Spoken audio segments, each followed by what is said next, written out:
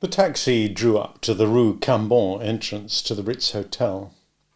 Bond looked at Nash's watch. 11:45. He must be dead punctual. He knew that if a Russian spy was even a few minutes early or late for a rendezvous, the rendezvous was automatically cancelled. He paid off the taxi and went through the door on the left that leads into the Ritz bar. Bond ordered a double vodka martini. He drank it half down. He felt wonderful. Suddenly the last 4 days, and particularly last night, were washed off the calendar. Now he was on his own, having his private adventure. All his duties had been taken care of. The girl was sleeping in a bedroom at the embassy. The Spectre, still pregnant with explosive, had been taken away by the bomb disposal squad of the Deuxième Bureau.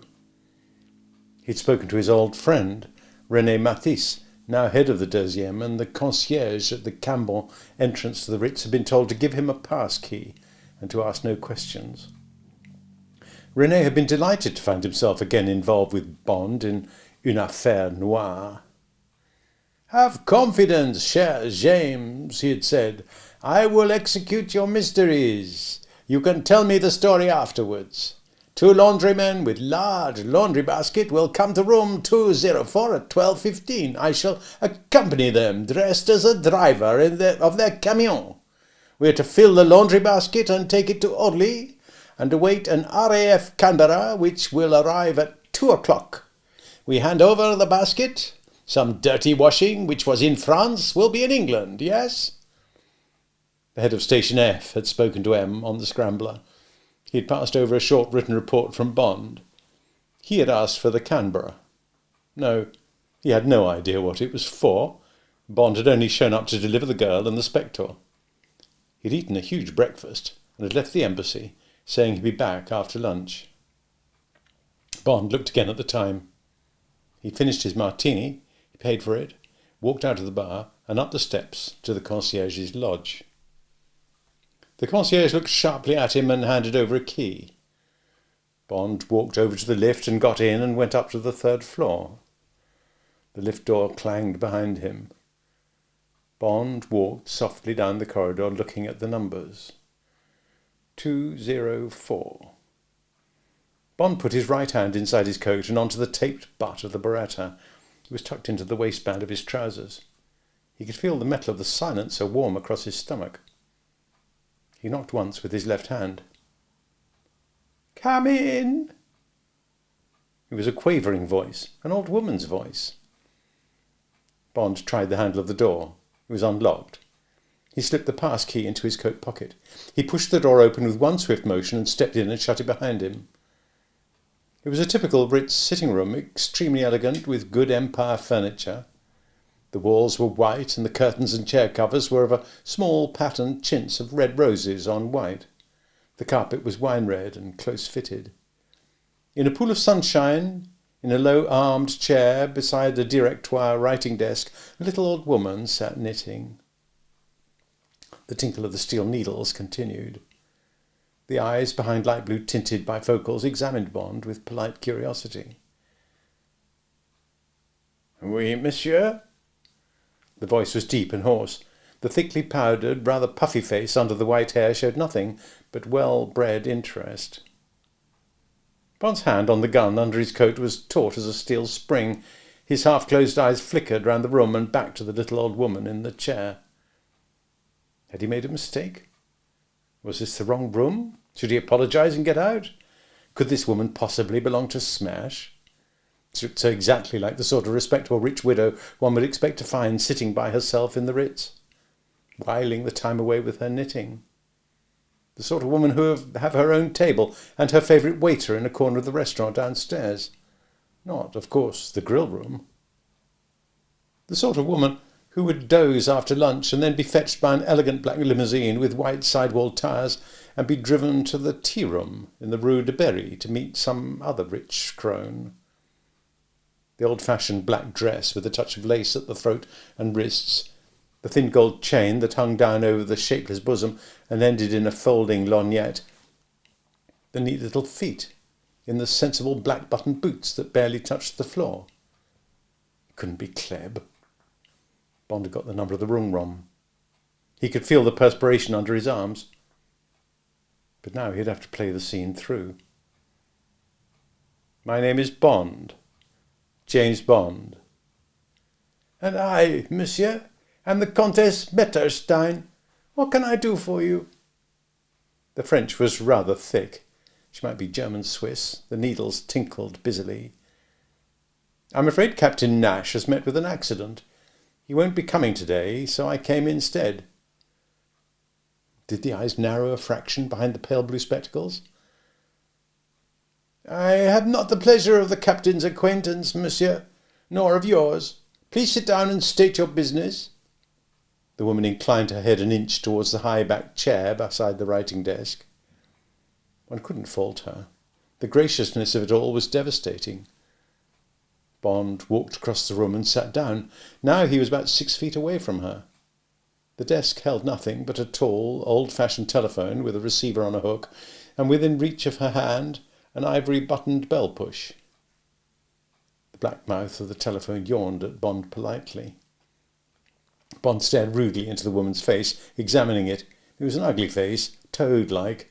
Under the powder and under the tight cottage loaf of white hair, the eyes were so light brown as to be almost yellow.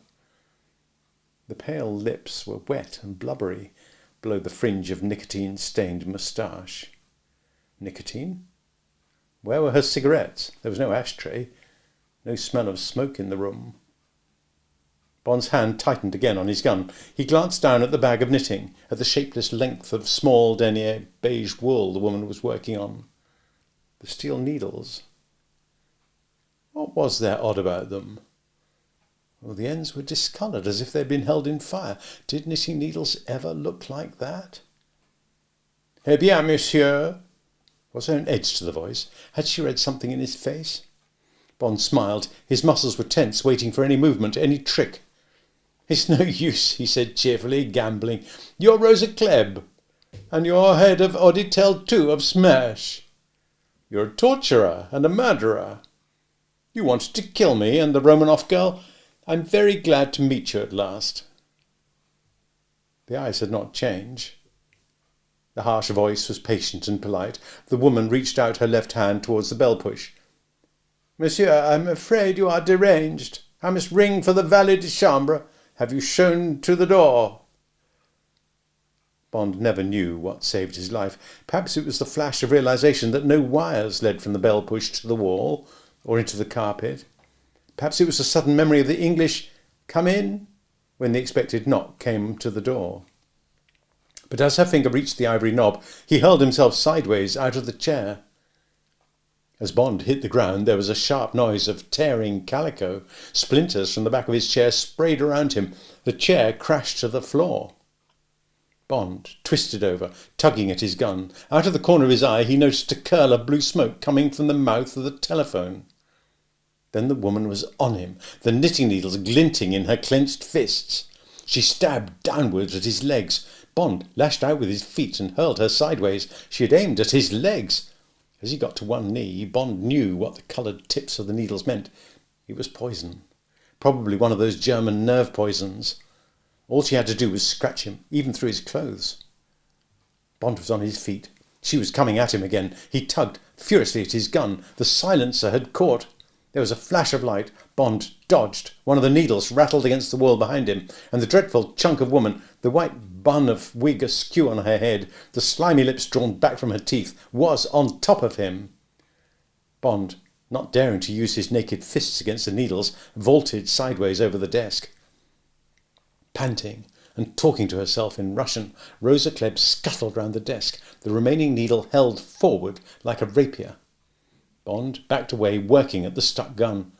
The back of his legs came against a small chair. He let go the gun and reached behind him and snatched it up. Holding it by the back, with its legs pointing like horns, he went round the desk to meet her. But she was beside the bogus telephone. She swept it up and aimed it.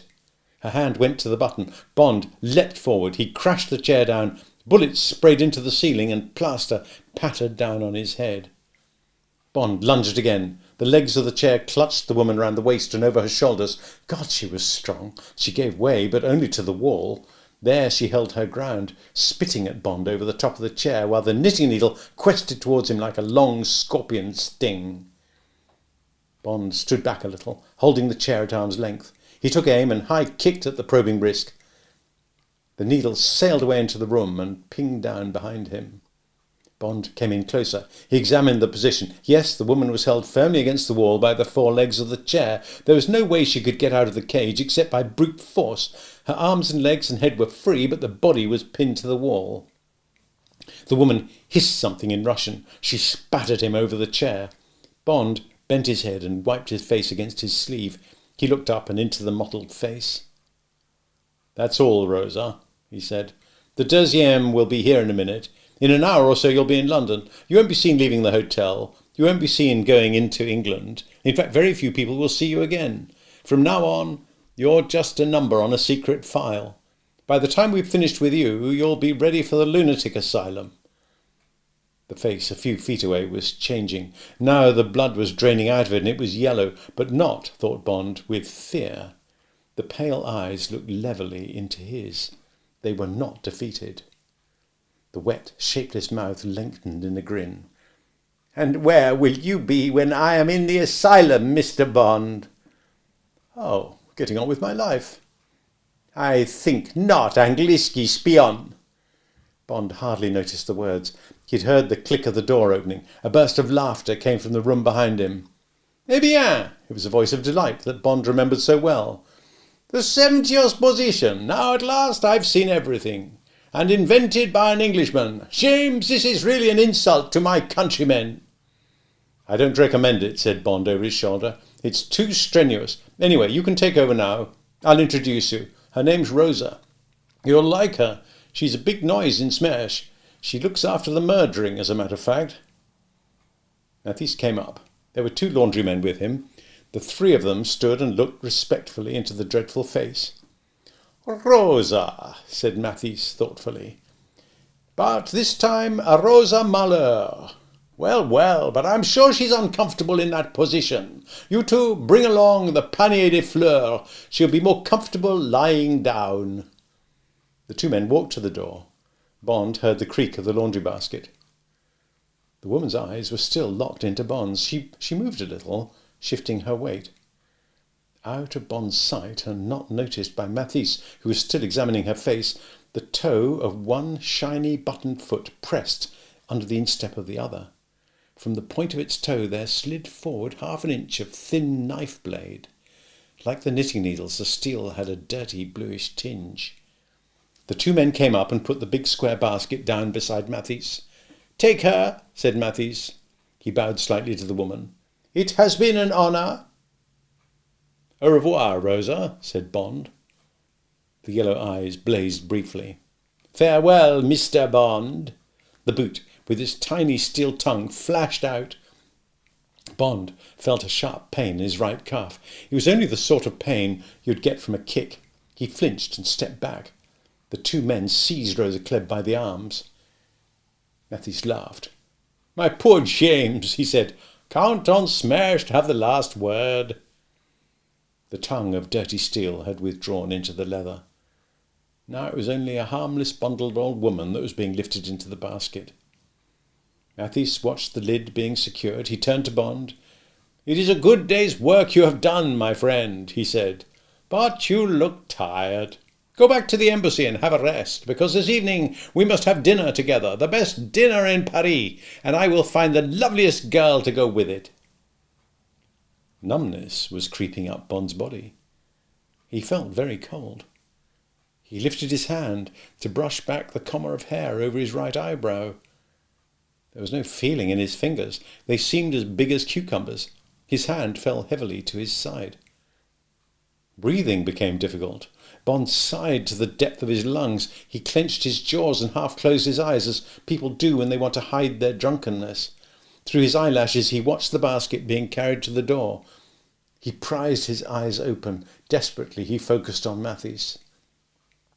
I shan't need a girl, René," he said thickly. Now he had to gasp for breath. Again his hand moved up towards his cold face. He had an impression of Matthys starting towards him. Bond felt his knees begin to buckle.